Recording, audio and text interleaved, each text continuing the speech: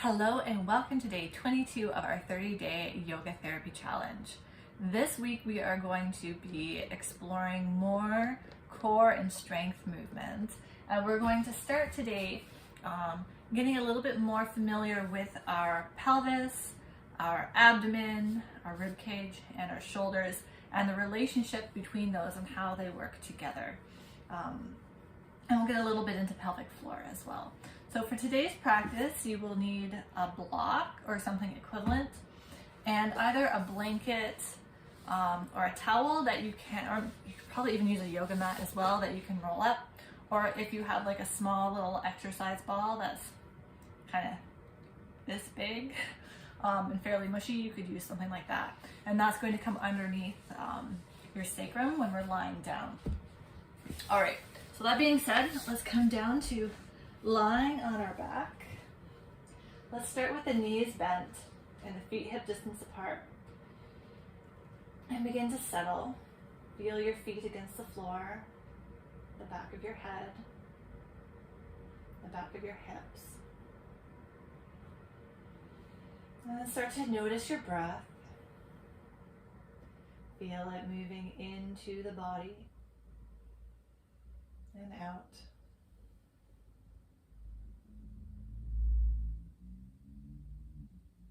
And as you settle and your breath starts to settle, we begin to orient ourselves to our pelvis, sensing the front of the pelvis, the hip points, the pubic bone, the back of the pelvis, sacrum, tailbone, the bottom, our sitting bones, the pelvic floor, the top, and the sides.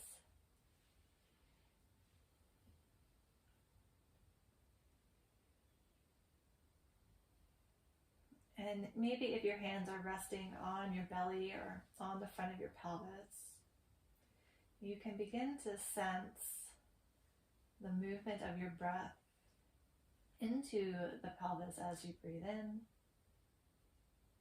and out as you breathe out.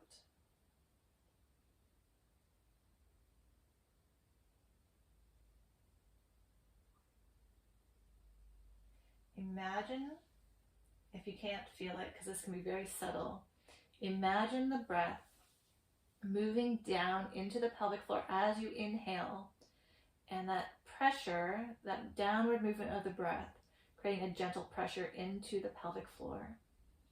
And then as you exhale, the breath is moving back up and out. So it's like there's a release of that pressure.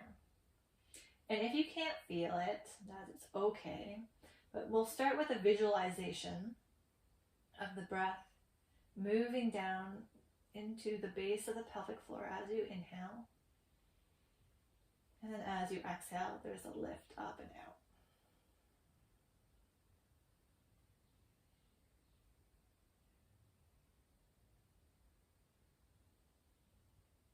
And I'll maybe do a bonus video on some other positions that we can take to help us sense into that. But for now, to stay with it a little bit longer,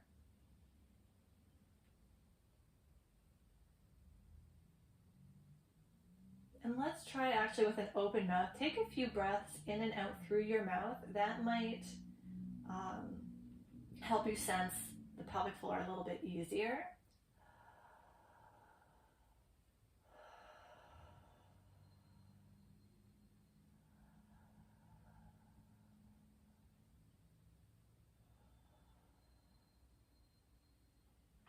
All right, let's return to breathing through the nose. And then we're going to take our item that we're going to bring behind our sacrum. So I'm using a felt pad. You're going to use your towel or your ball.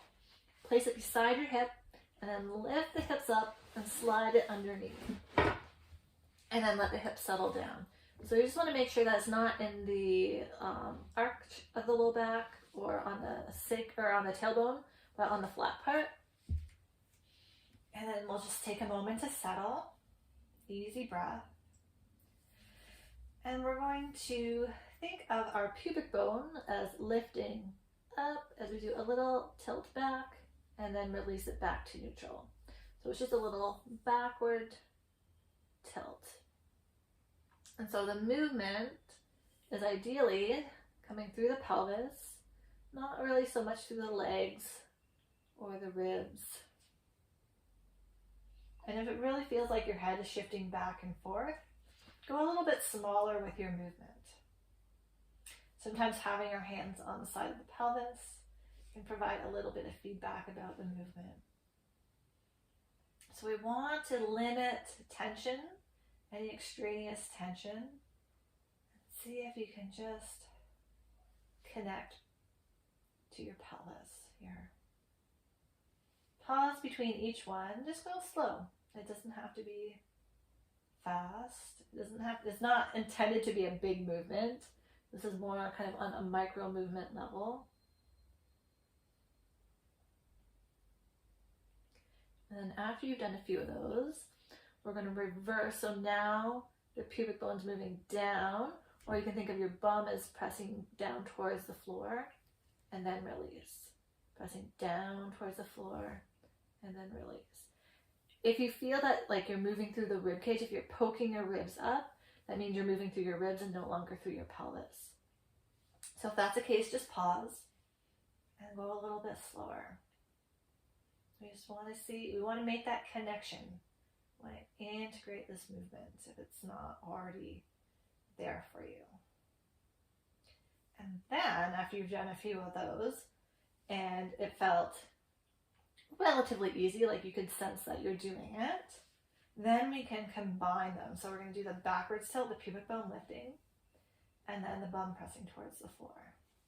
Pubic bone lifting, bum pressing towards the floor. So now we're finding a gentle rocking motion through the pelvis. And again, this is more subtle movement. It doesn't have to be big. And if you bring your fingers into your hip creases, into your groin, and you're doing the movement, you can feel a shift in the tissues. You can feel some movement happening there. And that's where our leg bones go into our hip sockets deep in our hip creases. There we go. A couple more. And then let that relax. Lift the hips, slide your item out from underneath, and then lower down. Okay. Slide the right leg down, and then lift the left leg so the knee stays over the hip. So we're going to explore a supine twist, but we're not going to use our hands. We're going to let them relax so we can keep our shoulder blades flat on the floor. But we want to recruit our abdominals. We want to use our oblique muscles to rotate the pelvis to the side. And so the leg, we're not using the leg to leverage the movement. We want it to happen at the level of the pelvis and our oblique muscles. So we're only going to go as far as you can keep that leg neutral. So think of your leg as along for the ride, but not creating the movement. So that might mean making a smaller movement. Think of the sides of your waist. So if you were to stretch your fingers from your hip points to your ribs, it's the muscles kind of in between that are generating this movement. And then you can try the same thing on the other side. And you might notice that one side is easier than the other. There might be a greater connection. Notice if you're holding your breath or bracing or tightening up your upper body. If that's the case, just come back, take a breath or two, settle, and then go again, but don't go quite as far. So we want to limit tension. We want to find ease in the movement, even if it is challenging. Great. And then let the foot come down and we can bend the other knee again. So now we're going to move into bridge pose and have a block handy. We're going to use it in a moment, but maybe not right away. Okay. So in this bridge pose, we're not going to, the focus isn't to arch the back. We want to keep a neutral spine from the tailbone all the way up. So from your bum crease, right where your leg bones meet your bum, I'm going to lift the hips and then lower down through the hip creases. And so we're only going to lift as far as the back doesn't arch, and then lower back down. And if you bring your hands across your abdomen, your belly should stay neutral or should stay flat when you come up and when you come down. So if you feel kind of a sinking motion, that means you're moving through your spine and you're no longer moving through your hips. So if that's the case, go smaller. Only go as far as the abdomen and the low ribs stay neutral. You can also think from your hip all the way up to the top of your shoulders as moving as one piece. So it's kind of like the rib cage.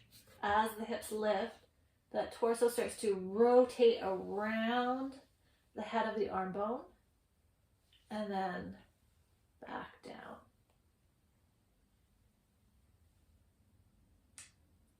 If that doesn't make any sense, don't worry. Do your best. And then we can hold for a couple when you lift up if it feels okay. You can also do this with a block between the legs. So a block between the thighs can bring some stability. Sometimes we try to we don't try to, but our legs can drop in or drop out. And this helps kind of keep everything lined up and moving in a better relationship with each other. So you can try a couple with a block between the legs if you haven't tried that yet.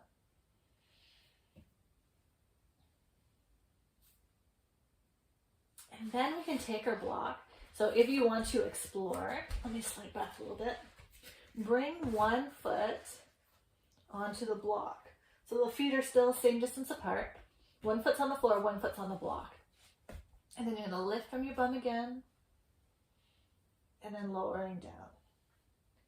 So we're just changing the experience a little bit. So notice what you feel when you do it this way.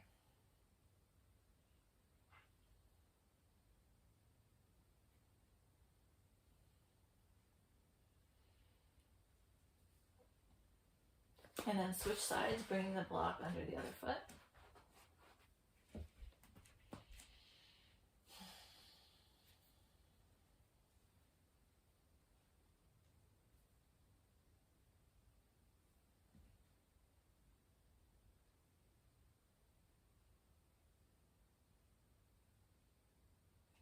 We still want to move with control and coordination. And then you can come back to the first side, but maybe turn your block so it's oriented a little bit higher. And make sure your foot can rest on the block. And then try it from here.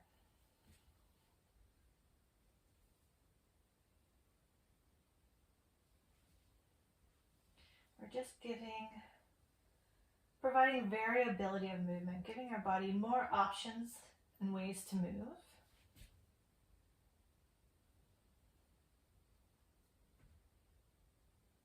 Make sure it feels okay for your knees. Don't push through discomfort or pain. Adapting your movement to suit your body. And then try the other side.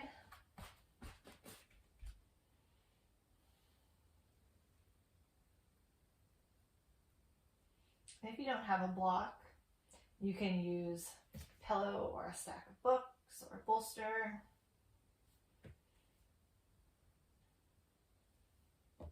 Just do one more. And then if you want, you can turn your block to the highest position. It might be a little bit harder because your foot won't fit fully onto the block, but make sure your heel's on the block. And then you're gonna come into your bridge. Just do a couple. the hips start to get wobbly, could be a sign that maybe it's just a little bit too high for you today. Trying both sides.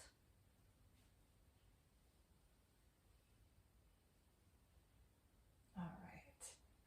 We don't want to exhaust ourselves, so maybe give your knees a little hug and a rock side to side.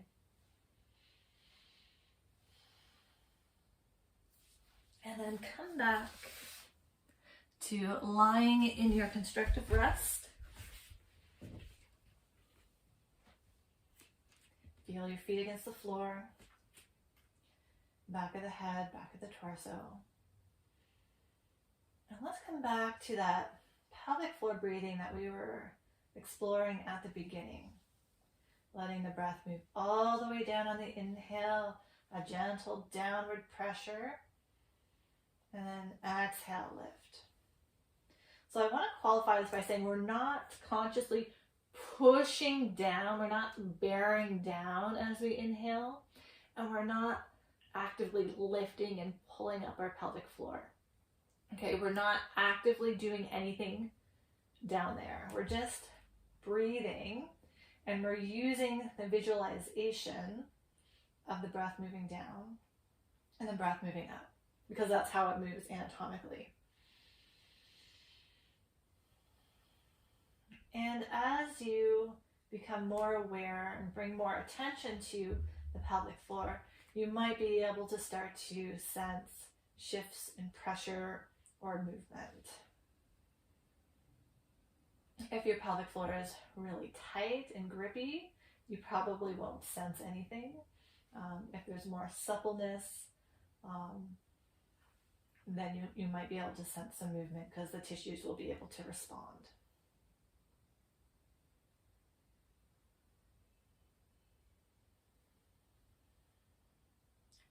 Inhaling, breath moves down to the pelvic floor. Imagine the whole pelvis filling with air like a balloon. And then as you exhale, that balloon deflates.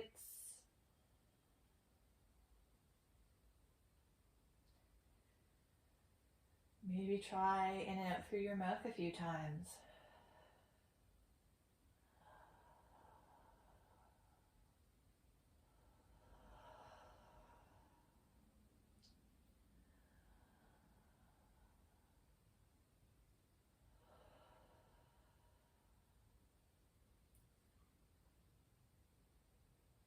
Okay. This concludes our practice today. If you are interested in learning more about pelvic floor and pelvic floor breath, shoot me a message. I'd love to chat with you. Maybe that's something that we can explore in a bonus video or a future workshop, because I have done workshops on that before. Either way, have fun with this exploration. Enjoy the rest of your day, and I look forward to joining you tomorrow. Have a great one. Bye.